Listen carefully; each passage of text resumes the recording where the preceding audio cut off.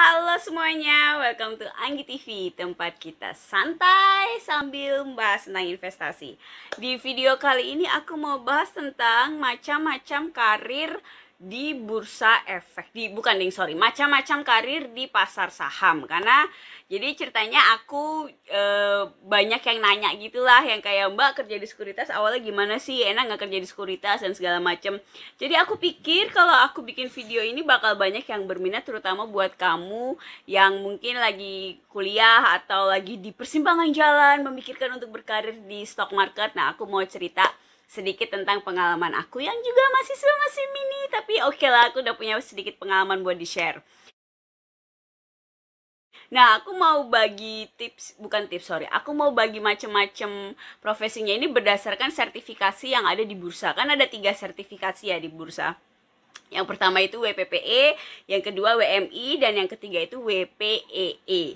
Nanti aku tulis ke penjelasannya di samping gitu buat kamu, buat bahan. Karena aku biasa kalau ngomong banyak celitutnya nanti salah. Jadi aku buat yang definisi resmi nanti aku tulisin di samping.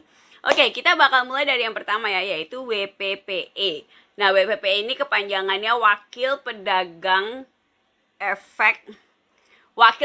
Pedagang Efek. Nah, tuh kan dibilang aku sering patin celitut kalau ngomong nanti, makanya aku tulis di samping.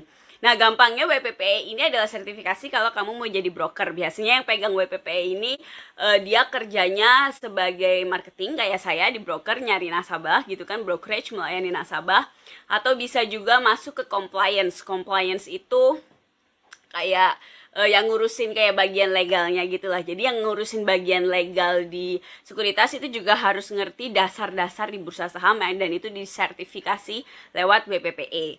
Saya boleh bilang, ya ini saya bias sih, tapi saya boleh bilang bahwa WPPE ini adalah sertifikasi termudah yang bisa kamu dapatkan di bursa saham. Mudahnya bukan karena ini gampang atau gimana gitu, enggak sih, kamu tetap harus mengikuti prosesnya. Ujiannya dan segala macam tetap harus lulus, tapi dibandingkan sertifikasi yang lain, WMI sama WPEE, itu WPPE ini lebih sulit. Lebih mudah. Ini yang paling mudah. Jadi biasanya orang tuh pasti kalau entry point awal ke bursa saham masuk pasti pegangnya tuh paling aman pegang WPPE dulu, karena kayak yang paling gampang deh buat dipunyain gitu ya, daripada nggak punya sertifikasi apa-apa. Nah, WPPE ini dibagi menjadi 3. Ini kayak aturan baru sih. Jadi saya tahu aturan ini gara-gara ngambil WPPE. Waktu itu saya baru awal ngambil, mungkin sekitar 3 tahun yang lalu mungkin, atau 4 tahun. 4 tahun yang lalu lah, anggap mungkin 2017 ya, sekitar itu. Akhir 2017 kalau nggak salah mah. Atau pertengahan. Nah, anyway, itu dibagi 3. Jadi ada full WPPE, ada WPPEP, ada WPPEPT. Ya ampun, apa lagi itu? Aku taruh di samping sambil aku jelasin, oke? Jadi WPPE full ini adalah WPPE yang paket komplit gitu. Jadi yang punya WPPE ini kan boleh, jadi dia diberikan diberikan beberapa kewenangan oleh bursa, diberikan hak untuk misalnya mengenter ini pesanan nasabah. Nah, itu. Jadi tapi ini udah jadi gini, tahun 90-an dulu itu semua orang itu WPPE-nya WPPE full. Nah, terus WPPE ini memberikan hak kepada kita disertifikasi untuk menginput orderan nasabah. Nah, tapi sekarang kan zaman udah modern ya, kebanyakan dari kamu pasti tahunya trading saham juga sudah pakai aplikasi kan, kita trading sendiri gitu. Saya juga tahunya udah dari situ kan saya masih muda juga gitu. Enggak, tapi ini serius, ini cerita dari para senior gitu. Kenapa akhirnya, dan WPPE yang full ini ujiannya itu susah menurut para senior yang saya sering ajakin ngomong. Jadi zaman dulu tuh WPPE-nya jarang lah yang punya izin. Jadi kan ya perkembangan kesini lah ya, akhirnya terus ditertibkan izinnya. Nah, terus akhirnya dibagi menjadi 3 ini untuk membantu proses sosialisasi bursa saham kepada masyarakat. Karena dulu WPPE ini adanya kebanyakan ya di kota besar. Terus udah gitu karena fullnya itu sulit ujiannya, akhirnya jarang yang lulus. Dan katanya sih begitu, kenapa akhirnya dibikin menjadi 3. Nah, sekarang ayo bedanya WPPE pemasaran sama WPPE PT itu pemasaran terbatas. Nah, saya WPPE-nya yang mana? Saya itu WPPE-nya pemasaran. Jadi pada saat saya ujian dulu tahun 2017, WPPE-nya saya ngambil yang P karena saya taunya cuma itu pada saat itu. Dan waktu itu Jadi WPPE itu menurut saya yang cukup oke lah, karena menurut kabar yang saya dengar WPPE yang full itu sulit kan ujiannya. Jadi saya, wah daripada saya nggak lulus saya ngambil P dulu deh, gampang nanti kalau udah saya benar-benar komit di pasar modal saya ngambil yang full. Waktu itu saya mikirnya begitu. Nah, WPPEP ini pemasaran itu jadi boleh nginput orderan nasabah dan boleh ngajak orang memberikan penjelasan tentang pasar modal. Jadi sebenarnya ngasih penjelasan ke pasar modal itu juga harus tersertifikasi guys, secara yuridis hukum gitu ya. Nah terus sama kalau WPPE full tuh kamu bisa masuk ke compliance tadi. Nah kalau pemasaran itu tidak bisa, kamu nggak bisa masuk compliance dan bidang-bidang yang lain. Saya nggak tahu kalau settlement itu butuh WPPE juga nggak ya. Jadi settlement tuh yang ngurusin kayak administratif keuangan setiap closing bursa gitulah, semacam itu. Jadi biasanya sih anak-anak akuntansi yang masuk situ, dan saya kayaknya sih harus BPPE juga, tapi BPPE full. Nah kalau pemasaran itu pokoknya kamu hanya ngutak-ngutak di marketing dan bisa input orderan nasabah. Nah kalau WPPE PT pemasaran terbatas itu cuma bisa marketing doang, jadi kamu cuma bisa ngoceh doang ibaratnya, tapi kalau ada nasabah order kamu nggak bisa input sendiri. Nah, terus kalau kamu newbie, saya ngambil yang mana dong, Mbak? Pasti begitu kan. Kalau menurut saya, kalau kamu masih awal, baiknya sih kalau pemasaran terbatas tuh sangat nanggung banget lah, kayak serba sulit gitu loh menurut saya. Jadi kalau saya saranin sih kamu mending ngambil WPPE full atau kamu ngambil WPPE pemasaran. Itu udah kayak cukup lah untuk entry point kamu ke sekuritas. Nah, sekarang kita bahas yang kedua. Yang kedua itu adalah sertifikasi WMI, Wakil Manajer Investasi. WMI ini adalah sertifikasi yang harus dimiliki untuk orang yang kerjanya bikin planning investasi untuk perusahaan. Jadi misalnya kamu di bagian manajer investasi atau di asset management. Jadi kerjaan kamu itu ngaturin uang nasabah harus mau beli apa di sebuah institusi. Biasanya sih mungkin kalau kamu WMI pasti sangat mungkin kerjanya di reksadana untuk yang bikin planning untuk pengaturan portofolio nasabah kan, portofolio perusahaan. Kalau kamu mau tahu bedanya antara saham dan reksadana, tonton video ini karena udah aku bikin juga, aku taruh di atas. Nah, WMI ini itu sangat keuangan hardcore, yang keuangan serius guys. Ini jadi WMI ini katanya juga susah tesnya. Dia banyak sangat basic akuntansinya itu sangat dalam. Jadi kalau kamu di WMI itu kayak materi saya waktu S2 sih katanya tuh begitu. Jadi dan itu sulit, makanya saya tahu. Jadi akuntansinya tingkat dewa, terus ada banyak teori-teori manajemen dan teori investasi yang harus kamu pahami. Tapi tentunya kan ada soal latihannya. Nanti abis ini saya bahas juga nanti gimana belajarnya. Oke, itu yang kedua, WMI ya, Wakil Manajer Investasi. Yang ketiga adalah WPEE. WPPE itu wakil perantara efek. Aduh, aku lupa malah. Aku taruh di samping deh, aku malu.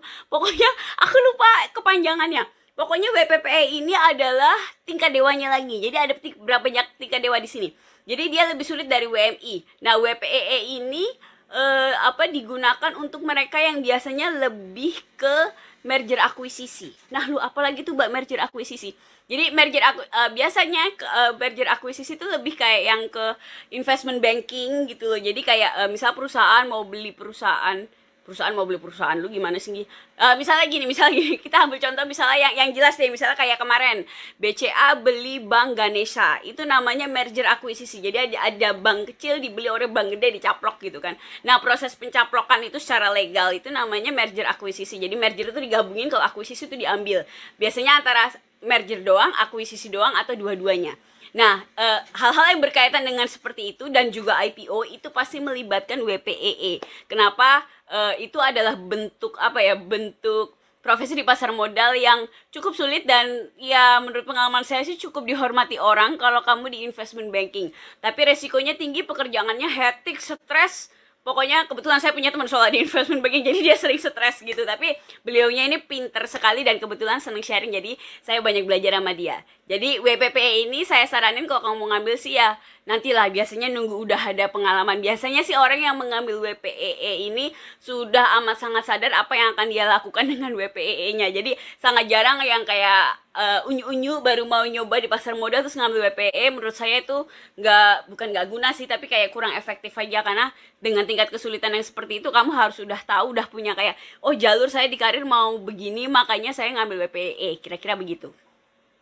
Nah, sekarang pertanyaannya adalah, oke, sekian banyak kamu ngoceh, Gi, aku ujiannya di mana gitu kan.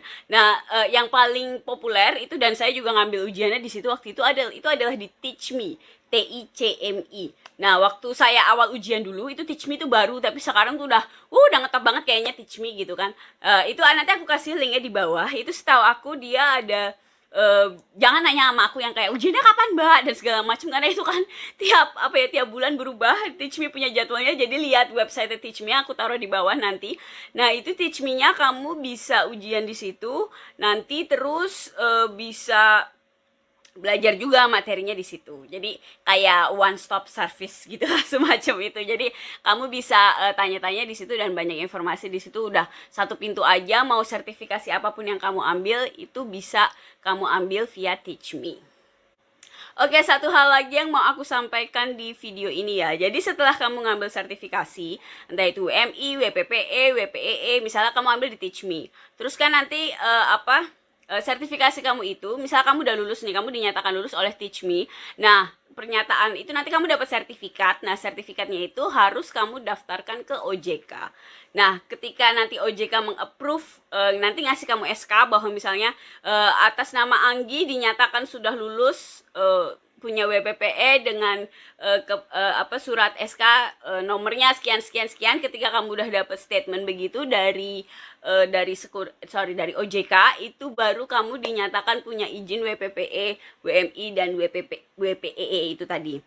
Nah, ketika kamu udah punya izin, baru deh kamu bisa ngelamar ke sekuritas. Karena setahu saya, sekarang sekuritas itu udah males yang kayak rekrut orang nggak punya sertifikasinya, nggak punya WPPE, nggak punya WMI, terus yang, hai saya mau berkarir di pasar modal, mau masuk sekuritas gitu. Itu biasanya mereka males. Jadi kalau kamu misalnya fresh graduate atau punya keinginan untuk di pasar modal, atau ya walaupun baru setitik gitu ya, lebih baik sih kalau menurut saya kamu langsung aja sertifikasi toh buat pengalaman, biar punya sertifikasinya. Jadi begitu greng kamu mau action, mau masuk sekuritas, kamu udah punya sertifikasinya.